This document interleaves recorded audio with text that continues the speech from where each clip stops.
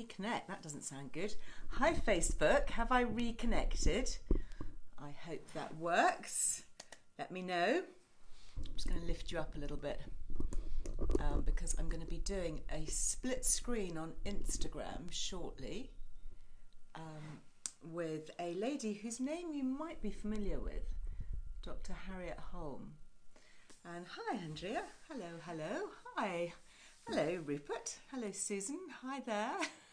Yeah, you're here. Roro rocks, you are not late today. Hi Michelle, hi Annette. Have you fixed your stand, says Annette. Well, do you know, that is why I'm a couple of minutes late, because I put my stand in a different place and it wasn't working, so I had to refix it. So yes, hopefully, I am just going to do a couple of little tweaks because I'm going to be joined in a moment by Harriet. So just before that happens, just to say a big hi to Lainey, who's in the house on Facebook. Hi Joe from France, very nice. Where in the world is everybody? Any international members of our family, please say, love to know. So yeah, Lainey is in the house on Facebook, so Lainey will be popping up links to anything that I talk about, which I think is always so helpful, and of course we can do that on Facebook, which we can't do on other things. Now, why are you not working? Come on, I need you to work. And then obviously we can't do that on Instagram, you guys know that, so I have a link tree. If you go to my bio on Instagram, those of you who are new, if you just click on that little blue bio that says link tree, and then there's a kind of like a string of code that takes you to links, funnily enough, and we try and put all the links there to things that I talk about.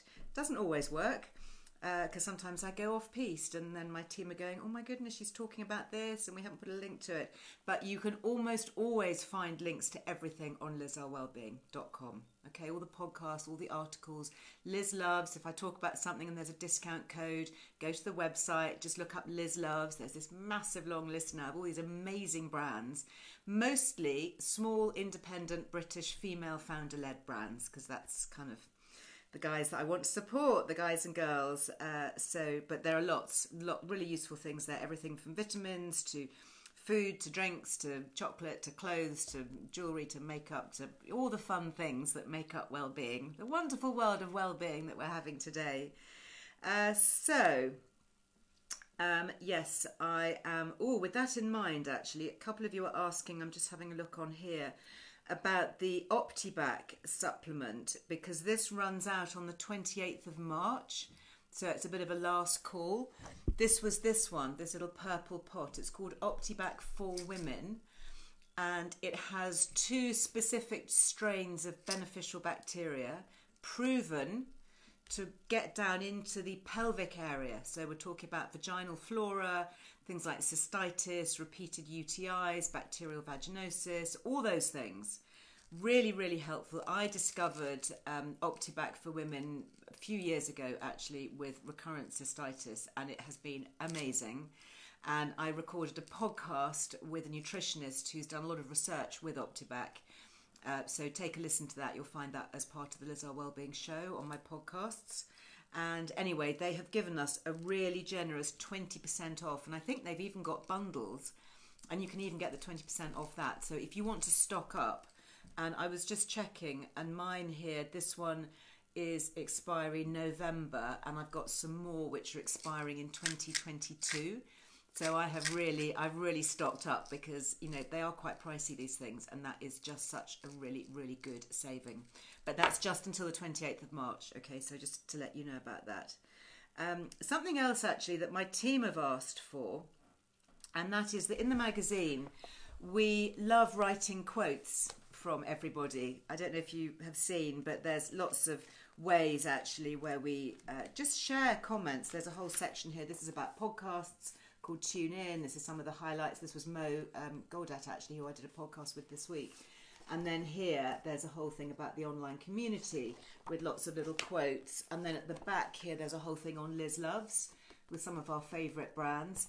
And if you have loved anything from Liz Loves, do please maybe drop a comment. You can pop a comment down on Facebook. You can pop it in the comments on my Instagram, not in this section because these comments disappear during the live, but perhaps go onto one of my posts and leave a comment about Liz Loves, because we'd love to add a few to the magazine just to find out really what you guys are loving most of all, and which discounts you enjoy and which ones you've tried, that kind of thing. Anyway, on the subject of the magazine, I am really delighted to say that today I'm going to be joined by one of my new contributors. So you may have seen her. I'm just going to find her article here in the magazine. She's called Dr Harriet Holme, and she has an amazing Instagram, actually, which you might want to follow. She is the Healthy Eating Doctor, and that's in fact her website address as well, healthyeatingdoctor.com, and that's also her Instagram, Healthy Eating Doctor. So this is Harriet here, and in fact in this issue she's talking all about arthritis and diet for arthritis and osteoarthritis. But I thought that what I would do is we'd have a chat particularly about midlife eating. And so that brings into perimenopause, menopause, all of that, and all the different health issues. And obviously being a proper qualified doctor and medic, she is very well placed to chat to us on all sorts of things. So, Healthy Eating Doctor, I can see you are in the house. So let's see whether my technology works. I'm sorry, Facebook, you won't be able to see Harriet, or YouTube, but you will be able to hear her. Hello, Harriet. I can see you. Can you hear me all right? Hi, and I'm just going to turn my volume up here. How about that? Can you hear me okay? I can hear you. Can you hear me? Yes. My goodness, we can see each other and hear each other. It works. Where are you talking to us from? From London. That's where I live. So yeah. Okay. Excellent. And so thanks for having me on. No, it's a great pleasure, because I first came across you, I think, on Instagram, and maybe a year or so ago, and thought, oh, this lady looks interesting. I kind of like her vibe, and I like the fact that, you know, you're a qualified medic and all of that, because as you know, it's all about evidence-based and trusted and all of those things. And then we connected, and now you've been writing some great features for the magazine. Thank you. No, it's been a pleasure. So yeah, I think I've written the arthritis one, and soon there's going to be hypertension, so blood pressure coming out next. The next edition. In the next issue, which is I'm doing my final bits of copy. It was actually our copy deadline on Wednesday, and I've been really busy this week because I've been filming with This Morning. So I've still got 2 pieces of copy yet to file, but don't tell the team, because I'm always going on at them saying, no, you mustn't be late, everything has to be in on time, and then there's me going, actually I haven't yet written my pieces, but I'm going to do it this weekend and get everything off, I promise. So tell us a little bit about your background. How come you started as a GP and now you've got this real focus on food and nutrition? So I qualified a long time ago now. I went to Cambridge University, studied medicine and qualified in 2005. And then I was a paediatrician. I was actually paediatric oncology up until a few years ago. And then I did a PhD in the genetics of cancer, and just realised that the microbiota and sort of the genetics of that were really fascinating. And that sort of sparked my interest in nutrition. Obviously, nutrition is an important part of paediatrics and paediatric oncology. So that sort of, and I had children and reevaluated my life and decided that medicine wasn't for me anymore. So I stepped out and retrained. So I'm a registered nutritionist as well, and I lecture on nutrition. And then I was commissioned to write a degree on nutrition and health and the importance of that. So.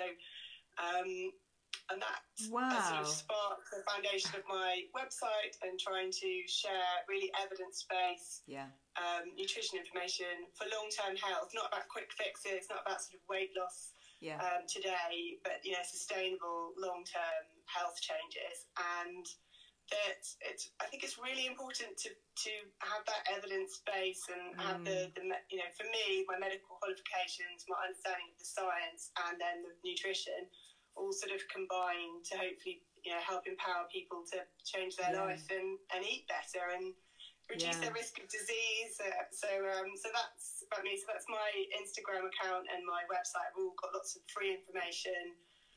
Some nutrition planners and checklists and downloads to help, support women, mainly women actually. And the same with I just launched a podcast as well, just really talking about that, evidence-based nutrition and health and helping people. Yeah.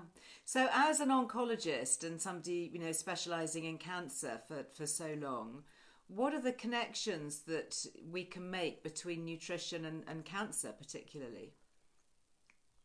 So there are, I think nutrition has a really important role to play in not just cancer, but disease in general. So much, what you put in your plate is so important, and those long-term changes. So, for example, processed meat has been linked to sort of grade 1 evidence that it's linked to cancer. So that's like sausages and that other types of processed meat, bacon, probably due to the combination of the nitrites, those preservatives in it.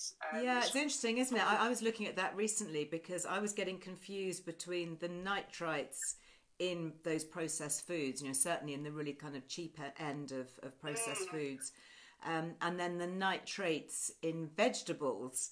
And I was trying to get my head around nitrates and oxalic acid and all of that in green veg, and then saying, well, if nitrates are really good for us in veg, why are the nitrates in processed meats so bad? And it seems to be, correct me if I'm wrong, but it seems to be the combination of the fats and the nitrites rather than nitrates forming these nitrosamines in processed meats, particularly when they're cooked at very high temperatures like barbecuing, which is then causing those cancer-causing substances. Is that right, or have I completely misread it?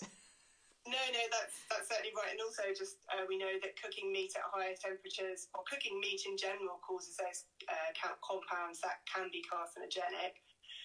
So which is why I sort of advocate having high quality meat that you don't eat every day, that you eat it sort of, I try to have plant-based sources of protein as well. And that there's good evidence now to suggest that cooking your food in like an oil that's got lots of antioxidants like extra virgin olive oil helps to offset the risk of cooking meat, and also eating it with fruit and vegetables at the same time. So if you're having that healthy, balanced diet, with a small amount of quality meat in it, and you're avoiding those sausages, that's good for you. But also things like alcohol is the number one risk factor for breast cancer, which, it's really shocking that you could, nobody talks about that. Nobody says, when you go to your GP, they're all very, anti-HRT or whatever, which is a whole other story, unnecessarily with the modern, transdermal kind. And yet nobody says, actually, if you want to avoid breast cancer, then cutting back on your alcohol is part of that, or can be part of that. Yeah, absolutely. It's so important. I think that it's just not popular. It's not it's not a really very popular thing to say to someone. Well, I think having a bit, for me, I love wine, and I have less but better quality. So I try and drink organic wine, and I always have it with food, because I think that, that's slowing down the absorption of it. And I like all the ideas of the polyphenols that are good for the gut, and the resveratrol and all of that. And just as I eat less meat but better quality, I eat grass-fed, free range, grazed lamb, beef, chicken, all of that. Try not to kind of char it on the barbecue. I know we're coming up to barbecue season. And interesting what you were saying about combining it with extra virgin olive oil, because this time last week, actually, I did a split screen with Dr Simon Poole, who's a GP up in Cambridge, and he's made olive oil pretty much his life's work. And he has written a lot about it, and was explaining the science behind it, and how stable it is at high temperatures, and how it has all these protective polyphenols, which is why unfortunately we have to buy the extra virgin kind, because it's got all that goodness in it. It's not just enough to have like kind of pure olive oil that's been stripped of all of that. You do need the expensive stuff, don't you? Yeah. Absolutely, and I think that one of the main, so a lot of the time you see the sort of media headlines, oh, you should cook with coconut oil, you should cook with whatever, but the study that a lot of that was based on, that sort of looked at smoke point, so that's when your oil starts to smoke, was actually done in a laboratory where they were heating oils for really high temperatures for sort of 4 to 6 hours. I mean, who does that at home? Yeah, exactly. I don't know anyone else does. So while coconut oil is more stable and it's got a sort of higher smoke point, it's actually a saturated fat and even raw, sort of unprocessed coconut oil is actually processed quite a lot. It is processed, and it comes from the other side of the world. Yeah, it's not necessarily sustainable. Its carbon footprint is quite high.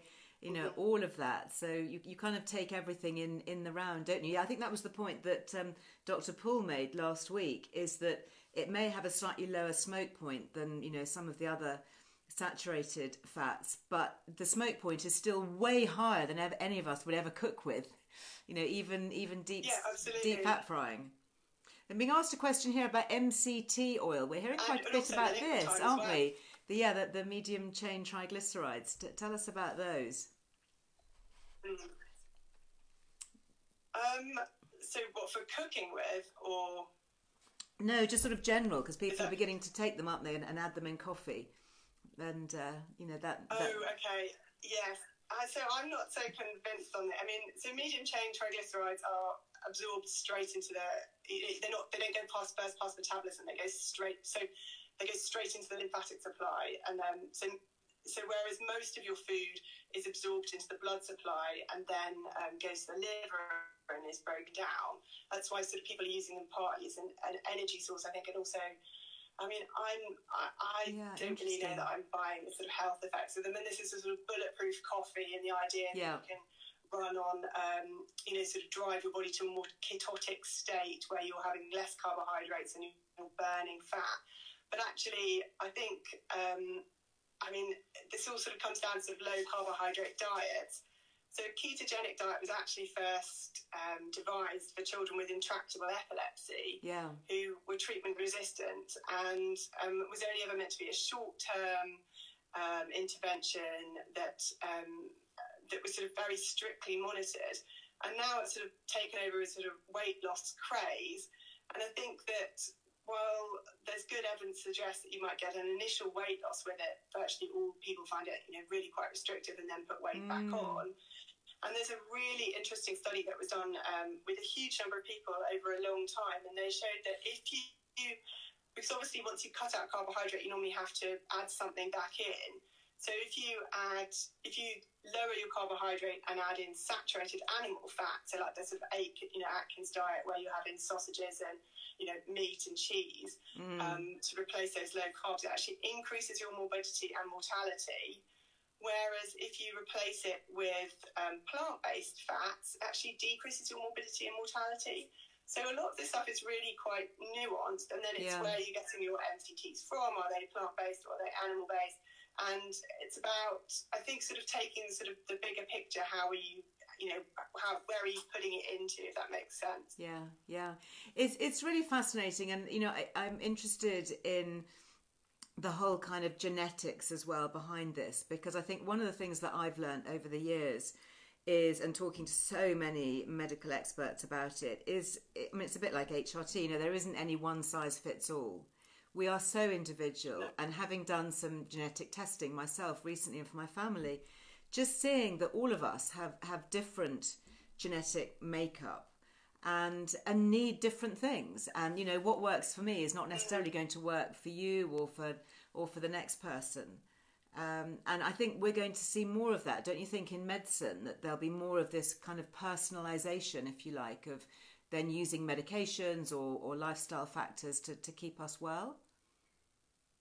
Yes, absolutely. So that was really one of the sort of basis of my PhD, almost, trying to sort of unpick cancer and look at the driving mutations that were sort of in common to different groups. And this is how a lot of cancer is treated now. It sort of it depends really on what mutation you have as to which treatment, sort of targeted treatment. So absolutely, that's the way cancer treatment's going. I'm sure that with time and money and research, that many other therapies and therapy areas will go that way. I think we will definitely see that in food and also in the microbiota. But I think we're a long way off predicting diets based on your genetics at the moment, because it's really about the sort of the level that they're doing at the moment. It's called STR typing. So if you think of sort of the genetic code as you've got your DNA and within that you've got your genes, and then you've got your tiny base pairs within that when you look at your STR typing, you're sort of getting, if you think of it in a comparison with like a sort of story, you're only looking at maybe one every 100 words, as opposed to reading out the sentence, which is exome sequencing. So we're a long way off understanding exactly how how food interacts with that. But certainly it's interesting to know about sort of like vitamin D metabolism. Are you, as someone who struggles with vitamin D? Oh my goodness. Need a bit more. And so that's a really useful role of it. Absolutely. Well, well, Lily was the first one in our family to do it, and as you know, she's 30 and she has a quite a long-term autoimmune condition that we're sort of unpicking at the moment. And it was a doctor who recommended that she went for this testing to start with, and it turned out for her that she doesn't transport vitamin D very well around the body. She got the genetic kind of SNP that prevents that, but she's utilising it very well when it gets round. So she needs a little bit more than most people. For me, I transport it really well, so I've got loads of it whizzing around, but my body is not then utilising it properly. So I need even a little bit more than that to make sure that when it does get there, it is actually, having some benefit. But Brella, who's my younger daughter, she had 3 genetic variants that block any transportation or utilisation of vitamin D. And it was just red right the way through her profile. And she has had, which she's talked about here quite openly, real issues with extreme anxiety. And then looking at how vitamin D creates dopamine and encourages less anxiety and certainly helps with sleep and various other things that she's been struggling with, I have to say, for years. And within 4 days of her taking super high strength vitamin D, she's transformed. Well, that's really fantastic for her. There certainly is preliminary evidence that vitamin D might help people with things like anxiety and depression. Extraordinary. But it's less well known whether it will only help people that have got low levels of vitamin D. So there's still sort of a really active research area. But we're really only in our infancy understanding this really. And I think it probably from a sort of medical perspective, we used to think that if someone had low vitamin D and you told them to supplement, that they probably just weren't taking it, and that's terrible to say. Yes. But actually, there's so much more going on there. That I'm one of those people like your daughter that I need a lot of vitamin D to keep in the normal range, and I've done my tests. But so for me, I think that's the main reason I would do the genetic test. I think the rest of it at the moment is still. We need a lot more research on it, is my feeling on it. Yeah, absolutely. And I think, some of the other things that are coming up are things like the gut health tests, the so-called Poo Tests. And I was talking to another doctor actually about these and saying, well, surely, I know that depending on what I eat 1 week will mean that, let's be graphic about it, the poo is going to be different from week to week, depending on, what you've eaten. Yeah. So, what's the point? And he said, well, actually, that is true, but he said it's a bit like a photograph. You can look a bit different in different pictures. You might have your makeup on, your hair done, you might be looking terrible, the light's different or whatever, but people can still see it's you. It's still you, but you're just kind of either looking really good or perhaps, they put you at a bad angle. And he said that's kind of what you do with these tests, and that if you do them, especially if you do them repeatedly, you tend to build up a picture of the types of lactobacillus or the bifidus bacteria that you might be low in or perhaps too high in. I don't know, have you got a view on that? So I think absolutely it is just a snapshot. Sort of current evidence suggests that you get a fairly stable microbiota after the age of 2. So you have an infant one that's evolving before that, and then after you're 2 you've got a much more stable adult-like picture.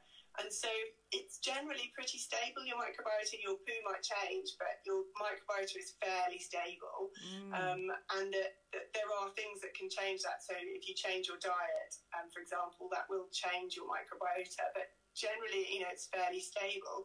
If you have antibiotics now, obviously antibiotics have a hugely important role for treating infections and, really vital. But things like just ciprofloxacin can knock your microbiota out for 2 years. So those are the sort of main insults that will change your microbiota. And then the sort of, what does it all mean? You might know that you've got, X and Y, but we still don't fully know what that means. Yeah. A sort of a bigger picture, how do you change it? What does it mean for you? We're still really in our infancy in understanding all of this. Yeah. And I think it's an absolutely fascinating topic. Even the microbiota can affect your sensitivity to chemotherapeutic agents. We now know that it can affect your weight. It can affect your general long-term health, inflammation. I mean, it's got hugely profound effects. And one thing that I find really interesting is that I know lots of people take probiotics. And I think there's just so much more we need to know about that first. There's some recent papers that have come out in Cell where they found that people that had probiotics after they took antibiotics, which was generally considered, must be helpful, you're repopulating your gut with those good, healthy bacteria. Maybe now they don't hold the place and help repopulate, but actually maybe they prevent repopulation. So there are two really good quality papers showing that. And I think that, lots of supplements and probiotics and things are less regulated than, say, a medicine would be. Yeah, it's a lot that is more true. Marketing. And it's, quite trendy a lot of time. Lots of influencers are there on there, I'm taking my Simproof today or whatever, probiotic of choice. And I just sort of, I don't know that I feel confident in. And I, come from a scientific, medical, nutrition background, that there's that evidence there to support them, and that you might not actually be doing yourself some harm. So I think we really need to know loads more information on it. Yeah, no, I definitely agree. What do you do to improve your gut health? What kind of things are you eating, for example? So I tell my clients, and this is what I do at home as well, it's about fruit and vegetables, whole grain carbohydrates instead of refined carbohydrates. I know you're a huge fan of kefir, and so am I. Yes. Kefir, fermented food. So I love the Hurly-Burly brand of fermented slaw. I mean, and you can make them at home. I know I'll have a look. Make kefir as well. Thank you. Yeo Valley, spoonable kefir, I really like that too. Yeah, and kids like that as well. It's fermented food. Yeah, absolutely. It's a really accessible taste. So, and then avoiding things like trans fats and sweeteners. And I think if you're doing those things, that those are the ways to support your gut health naturally. And then they've actually shown things like sort of the best way to repopulate your gut after antibiotics is actually to have what's called an autologous fecal transplant. So where you put your poo back in that you had before you had the antibiotics. Really? So you could save your poo? I mean, could you do this at home? Could you freeze your poo and then put it back in after your antibiotics? You probably technically could. I think, there are probably risks associated with that. But then there are other sort of ways of doing it that aren't strictly nutrition. So they've shown that mice are in close proximity with other mice repopulate their gut quicker. And there's also really good evidence that having a pet at home helps repopulate your gut. So those are the ways that, I would go as opposed to taking a probiotic now. Yeah. So, interesting. And also, I remember when my kids were little, really saying to them, look, get out there, play amongst the dirt, stroke the baby sheep or whatever, and pet the cat, and go out and get your hands dirty, make mud pies, because that, at the moment, especially at the moment, our kids are covered in hand sanitizer. How are they then going to protect and improve their immune system? Are we building up potentially a whole heap of problems down the line when their microbiomes are not properly developed and their immune system hasn't formed fully? I think probably just, hand sanitizer on your hand is probably sort of I guess it's all about risk and benefit, isn't it? It's the risk of coronavirus versus the risk of, obviously you've got microbiota on your skin, you've got your skin microbiota, but it should be repopulated from areas that aren't sanitized. But still, it's all joined. You've got your respiratory tract, your gut, your skin. They're all, they're all joined. But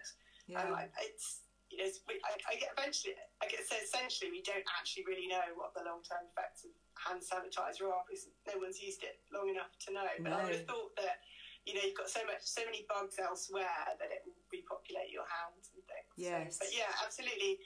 Get out in the dirt and don't eat it necessarily, but have a full active life as much as possible. Yeah. Stroke those pets and yes. Yeah, definitely. How old are your children now?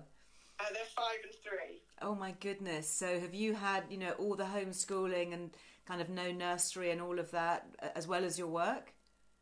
I have juggled that. Yes, through the summer it was juggled. I'm lucky that nurseries reopened and my son's back to school. But yes. Yeah. And then of course they're about to break up again. I've got one who's breaking up today. Yeah, no, it's my son's last day today. It's like, oh my goodness, I just got you back. I was just enjoying a bit of kind of relative sanity. But so moving on, let's before we finish off, let's talk about kind of midlife women and menopause. And I know that you've written some really good stuff on menopause, and I'm particularly interested in kind of phytoestrogens because I get asked about this a lot, whether we can just eat lots of flax seeds or whatever. But it seems to be that they don't really convert into the kind of estrogen that many women need for many of us. Is that the case? So I think phytoestrogens and soya and isoflavones are a really nuanced topic that I'll try to explain the best way I can. Sorry, it's a big subject, and I've just thrown that on you. No, that's absolutely fine. I'll try and explain it simply. So you've got estrogen, which is the naturally occurring, one of the female hormones in your body, and at the menopause, estrogen is one of the hormones that naturally declines, and that's why you get the symptoms of the menopause, and that has profound effects on long-term health, increases your risk of cardiovascular disease and also osteoporosis. And then there are foods like soy, chickpeas, and flax seeds and things, as you say, that have got chemicals in them called isoflavones, and those have got a chemical structure that's very similar to estrogen, but it's not the same, and it's much weaker than estrogen. Right. So there was 70% of breast cancer in women is driven by estrogen, so it's called ER positive, and it's driven by estrogen hormones. And then some of these women are treated with estrogen blockers, things like tamoxifen. So there was a lot of concern that, goodness, does soy help drive, could it drive breast cancer? Should you avoid soy during breast cancer?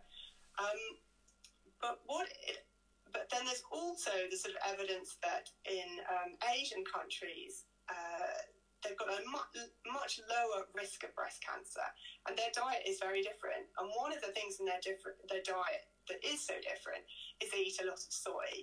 So then there was a sort of thought, well, is soy protective? So what it sort of what the evidence seems to suggest is that there are two sort of genetic difference. There's sort of two types really. The women of Asian origin and the women of primarily European origin. And there's probably genetic differences which enable them to metabolize soy in a different way. Key point.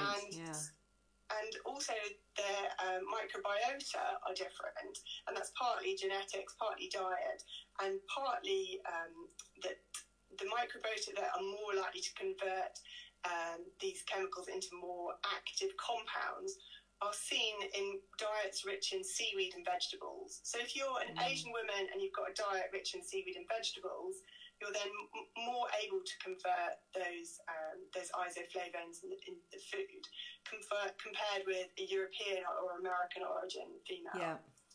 And then it also depends when you started to eat soy. So it looks as though if you start to eat soy in your childhood or early adulthood, and you've got long-term exposure of eating soy, your body's used to it and it actually helps reduce your risk of breast cancer. But if you are soy naive and you've never had soy before, or very low levels of it in your diet, that actually there's evidence to suggest that taking it after you've been diagnosed with breast cancer, or eating it after you've been diagnosed with breast cancer, may actually be riskier and actually increase your risk of recurrence. So it seems really as though it depends on your genetic and microbiota makeup as to how you process it, and then when you started eating it. So if you ate it before and then you were sadly diagnosed with breast cancer, it's fine to keep eating it. Yeah. If you didn't eat it before, then, avoid it, really. Then avoid it. Interesting. The couple of comments I'm seeing here on Instagram, actually, a lady there on Tamoxifen. I recorded 2 podcasts with Professor Michael Baum, who was the lead oncologist at the Royal Marsden, and was also the lead on the Tamoxifen, original Tamoxifen trials. So he knows it inside out and back to front. And interestingly, he says that Tamoxifen is not actually an estrogen blocker. It's a modulator. So some women who have breast cancer, then they have to take really strong estrogen blockers called levestrol, I think one, which is a horrible drug. It like sucks all your estrogen out completely. But some women can actually switch to Tamoxifen and then can take HRT, for example, because they're able to kind of balance it. But it is this fascinating balance, isn't it, of hormones. And he was also saying that in the old days they used to treat breast cancer with estrogen. So it's not necessarily the causative. It's just kind of the way that the body is working. And I guess what we're discovering now through genetic testing and all of that is just how individual genes impact. So to your point earlier, you can't just say, well, this is what's going to happen for you. And you've worked in cancer, so you know that. You can see that presumably, I remember, I think it was hearing about some genetic testing that they were doing to see whether chemotherapy would even work, and that depending on your genetic makeup, it may be, you may not even, it may be a non-starter because your genes aren't going to respond to it. Is that the case? Yeah, so that's a lot more common. That's a lot more common now. So I did my PhD at the Institute of Cancer Research, so next to the Marsden. It's very joined up with the Marsden, and it was so my supervisor, one of my supervisors, he discovered BRCA2. Wow! And although my PhD was on osteosarcoma, which is a very rare form of bone cancer, I was in the breast cancer lab. We were. It was a very breast cancer orientated laboratory. So yes, it's lots of treatment now is very individualized, and certainly sort of women undergoing third-line treatment, for example. There's some really incredible things are being done where you can take cells from them, grow up, little models and test it in the laboratory. So there's the world of cancer treatment is a really fascinating area. Yeah. A lot is moving forwards, but there's still a lot to unravel. So, for example, I know that I'm very high risk of breast cancer, but not BRCA1, BRCA2, but almost certainly have something else, but it just hasn't been discovered yet. So, lots more to know, but certainly as an evolving field, so much really amazing work is being done, and it's really the cutting edge of personalised medicine. Yeah, fantastic. Well, it's lovely to chat to you, Harriet, and I'm just so thrilled that you're writing for us. And if anybody wants to see Harriet's latest piece, Eating for Arthritis, really good, because you talk about osteoarthritis as well as rheumatoid arthritis. So really looking, can supplements help? Big question. So, getting it from that medical evidence-based perspective, which, sometimes isn't easy just to be very black and white. As you say, it can be quite nuanced, but all the time, relying on the evidence to drive it forward. And yeah, absolutely. No, thank you. It's been a huge pleasure. So thank you for having me on. No, thank you. And we look forward to your new piece, which will be coming out in the new issue in just a few weeks' time. Yeah, I can't wait for that. On blood pressure, high blood pressure. High blood pressure, absolutely. We're going to keep ours low. We're going to stay calm. It's lovely to chat to you. Have a lovely weekend. Enjoy your Easter holidays with your little ones. Thanks. Thank you. You too. Thank you. Lots of little ones. Thank you. Bye. Lots of lovely comments there. I think Harriet, has to remove herself. Yes, she has gone. Goodbye, Harriet. Thank you so much for hopping on today. I know you're super busy. All so interesting, isn't it? And I could see actually lots of chat going on here on Instagram, just talking about that nutritional test that I was saying that I had done and that Lily had done and Brella had done. That was the one that revealed the vitamin D, which was just so interesting, as well as lots of other things as well, I have to say. It doesn't just test for that, it tests for all sorts of interesting genes. So yeah, this is what it's all about, genes. Nutrigenomics, I wrote about mine, so if you've got your magazine, I write about it on page 39 to 41. I share my experience here with Lily as well. And then if you want to try it, there is a special deal because it's not cheap, but it's very personalised. So it's normally about £400. We've got a deal. So we've managed to get it down to the lowest price they've ever done, which is really good, which I think takes it down to about 330. And that includes a one-to-one consultation because you get your report and then you can see a bit from the report because it's kind of like traffic coded, traffic lights. It says green, amber, red. And when you see the red boxes, it's like, oh my goodness, what's flashing red there? But as Harriet said, a lot of it is nuanced. And actually, when you start looking into all the different pathways that all our gene factors work in, it becomes this whole biochemistry lesson, slightly beyond me, I have to say, but it's really good to get guided through it. So if you look, you see there's a little code there. So if you check that out in your magazine, or there are details on lizearlewellbeing.com if you're interested, because you have to follow our link because it's not generally available on their website. It's kind of like a hidden secret thing for us. So you have to click on that particular link and then you add your Liz Loves to then get the money off as well. Okay, so, but it's really fascinating, the number of people that have been doing it and what's been shown. And I'm going to continue these conversations actually because it is really, really interesting. And if you want to listen and see Emma talk about it, there is a YouTube video. And I recorded that with her about a month ago. So you'll find it on the Liz Earle Wellbeing YouTube channel. And I'm hoping that she's going to come back. In fact, I was emailing her this morning seeing if she was free next week because I only got through half of my report for the YouTube film. I mean, we recorded it took about an hour. And it's really, really interesting to watch and to listen. And anyway, so I want to go back and do the other half with her. And I'm really happy to share my genetic results with you because it's just, I think, really, really useful. Very, very fascinating. Yeah, it is also fascinating, isn't it? I think one of the things that I've learned over this last year of lockdown is just how we can better take care of ourselves through making small changes. Little shifts can actually make a big difference, but it is personalised. So, I can talk generally about what works. So, for example, generally eating lower sugar is a good thing for everybody. I don't know if there's anybody out there that you could say, and if you just keep eating loads of sugar, you'll be fine, because I just don't think that's a reality. So all the videos and the podcasts and the recipes and all of those things, even when I'm talking about chocolate. Did you see I recorded a vlog which I put on YouTube yesterday all about slightly healthier types of chocolate and the difference between cocoa and cacao. So yeah, if you don't know that, then check out the YouTube. Maybe Lainey, you can pop a link up on that because it's a really interesting subject. And just to say, on eating for menopause, those of you that have my Good Menopause Guide, this has half the book is recipes. So the first half is all about all the medical issues and symptoms and things. And then the whole of the second half is all sorts of things. Some are berry pancakes. That looks good.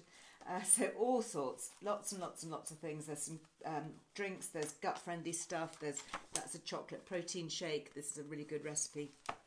So yes, so that is what you'll find in Good Menopause Guide. I do have some copies here, and I am signing them, if you would like that. And we do still have the offer running where you get the set of 3 notebooks. These are the 3 little exclusive Liz Earle Wellbeing notebooks. We sell those separately online for £7.50 if you just want the notebooks. But if you would like to get a free set, then you can order, I think I've got Good Menopause Guide, I've got the Yearbook 2, which is one of my favourite books, and Good Gut Guide. Still got some of those left, I think, at last count. And then if you don't want the hardback book, if you just like a bit of an e-guide, this is what you can download. So if you're interested, these are the two I've got on menopause. So there's this one. This is The Truth About Menopause. Good starter guide. If you're brand new to all of this, this is where I would start, okay? I've actually printed mine out here, but it's an online thing. You can download it onto your iPad or laptop or whatever, phone. Lots of links in there as well, which is really handy. That's why I quite like doing all the digital guides. So, for example, Diane Danzybrink is an amazing campaigner. There's a link to her website and her support groups there. So that is the good basic one. That's The Truth About Menopause.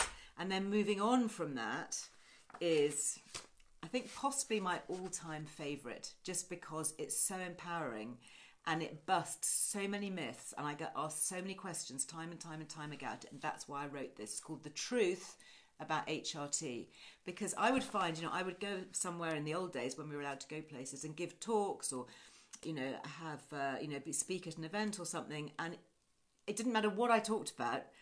At the end of it, all the hands would go up and it would be, yes, but how safe is HRT? And, what's the truth about HRT? So I thought, do you know what? I'm just going to write this whole guide, The Truth About HRT. It has been reviewed. I'd like to say peer-reviewed, which is what they say in medical journals, but I'm not at the same level as the guys who reviewed it, because it's been reviewed by professors and really senior medics, including Professor Michael Baum, actually, who I spoke to, who's written about it, and Mr. Nick Panay, who is a consultant gynecologist, obstetrician. He was the former chair of the International Menopause Society, so he's like one of the biggest cheeses in the world of menopause. And he said here that this e-guide, written by Liz, should be essential reading for women of all ages. So there you go. Doesn't get much better than that, does it? Essential reading, he says. So yeah, so those are the two specifically on menopause and hormones. And then just a couple of other ones that I'll throw in there as we kind of think about coming out of lockdown and back outside and back into real clothes that don't have elasticated waistbands and jogger bottoms, and having to start, look presentable again. So this one, all about gut health, a happier, flatter tum. So that is really, really good if you have any digestive issues, IBS, leaky gut. If you just want to know more about the microbiome, like we were talking about with Dr. Harriet, so then that is a really good read. And then this one, Stay Well, Stay Energized. This is all about the immune system. Really fascinating read. Lots about vitamin D and vitamin C in here particularly. So there you go. I just mentioned those in passing. Now, before I go, just a quick reminder, if you would like to leave a comment just about Liz Loves, about the things that you love, I would really love that, and my team would. We're just putting together the latest issue of the Earle Wellbeing magazine, so we'd love to include a few of those comments. So if you're happy with that, then please leave a comment either on Facebook or on the main grid of my Instagram. We do have, just looking at my notes here, a few, those of you asking about the magazine here, we do have just a few of the free Olverum sleep spray gift as a subscription gift. So it's a great offer because it's a £25 spray. Beautiful, lovely, lovely sleep spray. It comes in a beautiful box, lovely British brand. And that's free with new subscriptions. So it has to be on direct debit, and you still get the savings. So you still get 6 issues for the price of 5 with free UK P&P. So it is a complete no-brainer, but they are selling really, really quickly. I think my team say that after this weekend they'll be gone. So if you want to snap that up, then please do. Also, what am I wearing? Okay, so this, so Borken, it's a British brand, and they are great. I love them. Ethical, sustainable, do things really well. Very nice female founder-led brand, Borken, Baujken. We have 15% discount there with Liz Loves. Not on their sale items though. I have a feeling this one might be in the sale, but I love all their things. I was wearing a really great tiger print dress the other day. Do you remember that one? That's a Borken one. So yeah, use your Liz Loves code if you fancy on that. Yes, I have done a chocolate special. Yeah, you'll find that. I recorded that on Wednesday, and then there's also the chocolate video that I've just put up on YouTube, so you can see that if you want to. Lastly, or another last call, actually, people are talking about favourites of Liz Loves. This was one of my favourites. Actually, keep it in a box. I discovered this probably nearly a year ago, and it's a lovely British perfume brand, completely natural perfume brand. It's called Prosody, and my favourite here is Neroli, the Neroli Nuance. Have you seen this one? I haven't talked about this for ages. I'm going to treat myself. I've been saving it. I think because I've just been pretty much on my own in lockdown, I kind of think, well, what's the point of using up all my lovely perfume? But I am. Oh, the smell, it's heaven. I love it. We do have a Liz Loves, but it's about to expire. So if you'd thought about getting it, it is 20% off, which is lovely because their perfumes are quite pricey, but they are really special. So that's prosodylondon.com, and Liz Loves, all one word, gives you 20% off, and this one is called Neroli Nuance, and I do love it. Neroli, as you know, is one of my favourite smells.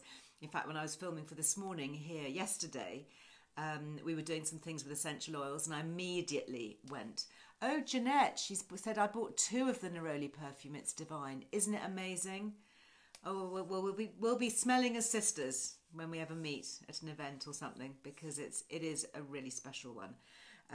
So I had my essential oil box, and I had my little essential oil Neroli, and I thought, yeah, I'm going to make Neroli this, and I'm going to, I was making a room spray in different bits and pieces, which will be on air, I think my first episode goes out next week. I think it's going to be on Wednesday, Wellbeing Wednesday for ITV. Isn't that fun? Anyway, I'll let you know. I'll pop it on my stories. But yeah, Neroli Nuance is great. And Neroli, I haven't got it on actually, I was in such a rush this morning. My necklace that is on offer at the moment on Liz Earle Jewellery, that's the Neroli. That's the beautiful Neroli flower, because I just love it. So that has 25% discount. So if you're looking for something special there, and the code for that one is just Neroli. You just put Neroli in capitals. And that gets your discount. That's on lizearlejewellery.com. So thank you to my jewellery team for organising that. Love it when a plan comes together. Couple of other questions here. Can you recommend a good cacao powder? And that was from Sue on YouTube. Well, to be honest, I have been using lots of different cacao powders. There's a Naturia one, which I've got. I just tend to go online and just type in organic cacao and then see what pops up. So I'm not wedded to one in particular, but that's a good point actually. I might see if I can do a little bit more research in that. But I do think that cacao is well worth having. I now have it always in my cupboard and use that instead of cocoa powder. Oh my goodness, so many questions here. Lots and lots. Okay, I'm going to finish with this one. Oh, actually, no, this is Annette. Did I read this out before? It's lovely. It's a really lovely comment here on Instagram. And this is something that we have been thinking about doing, Annette.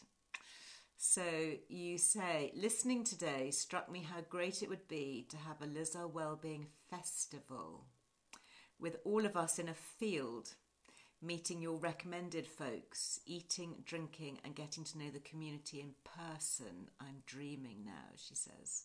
I think that's such a lovely idea. I would so love to do that.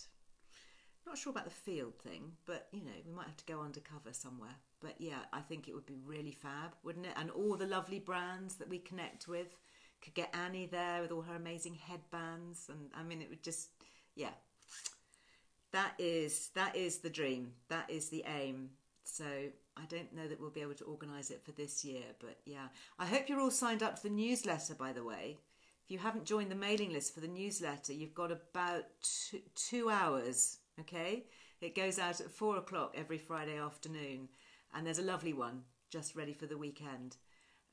So do make sure that you're signed up. It's just a free newsletter. It's not, we don't spam you. We don't sell your data or anything. It's just a resource, and it's a nice way to connect. And we put lots of links in there to nice things. And of course, if ever we were to do a festival, you would hear about it in the newsletter first, that's for sure. This is from Mary on Facebook, who says, I was introduced to magnesium plus the B supplement by you, and have been getting my discount since. Love your Monday makeover. Really look forward to watching new ideas, and have brought a few bits with the Liz Loves, which is great. Thanks again. Thank you very much, Mary. So I've got a lovely Monday makeover, so I'm really excited. So today I had Harriet, Dr. Harriet from the magazine. Lovely to bring her to life, as it were. And next Monday, I'm going to bring another contributor to life. Yes, we are going to be joined up in my bedroom, all being well, by the gorgeous Hannah Martin. Yeah, Hannah Martin of TV fame is going to be joining us to talk through some of these things that she's written about here in the current issue. So I'm actually just gathering mine all together to make sure that we can do a demo and talk about it all. So if you've read it in the magazine, you can now see it live. So if you've got any makeup questions, I'll post about that first thing Monday morning on my Instagram. So if you've got any makeup questions or queries for Hannah, then do please leave those, and I'll make sure that my team add them to the document here that we then give Hannah just beforehand, so we can get through as many as possible. And last but not least, this was talking about my latest podcast with Mo Godat. If you haven't listened to that, oh my goodness, please do. I had a friend message me this morning actually to say that she'd just listened to it, and it was especially timely because she is helping a friend who's tragically lost her eldest son recently, and that also, it was a very similar situation to what happened to Mo. And he writes and he lectures about happiness, and it's just so uplifting to listen to what he has to say. It's really, really good. So if you would like a little listen for the weekend, if you're thinking about making your to-do list, sorting out your schedule for this weekend, perhaps you've got to drive somewhere and pick something up, or perhaps you've just got a bit of time when you're, I don't know, going to be doing the ironing or taking a bath, or just something where you can just have something on to listen to, then I highly recommend that podcast. And of course, being Friday, it'll be the Friday 5. And today's Friday 5, I think you might find quite interesting because it's a bit controversial. Yeah, it is. I've got Dr. Zoe Harcombe back with me. Love to know what you think. I don't think I'm going to say any more than that. I shall just let you have a listen and see. Yeah, if you need to pick me up, take a listen to Mo. Seriously, it's a good one. Anyway, thank you so much. Lovely. The podcast, it's Earle Wellbeing. Literally, just go to your podcast app, key in Liz Earle, and it'll all pop up. Otherwise, go to the website. Go to Liz Earle Wellbeing website. There's a whole little section. It says podcasts. If you click on that, they all drop down, and you can have a scroll through. They're all there on iTunes. You can find them all. So do take a listen if you haven't before. I'd love it if you could leave a review. That really helps. Really helps my little podcast team and me. And it's such a shot in the arm when we see nice reviews. Or if you just click the little 5-star button, it makes a big difference. So thank you very much to all those who've done that. Sending hearts to you. Have a lovely weekend. Look forward to connecting with you over the weekend. I'll be on my stories, doing little bits and pieces. Thanks, Mary. Nice to see you. Thanks for tuning in on Facebook. And I'll be back with you live on Monday. Have a great weekend. Take care. Bye.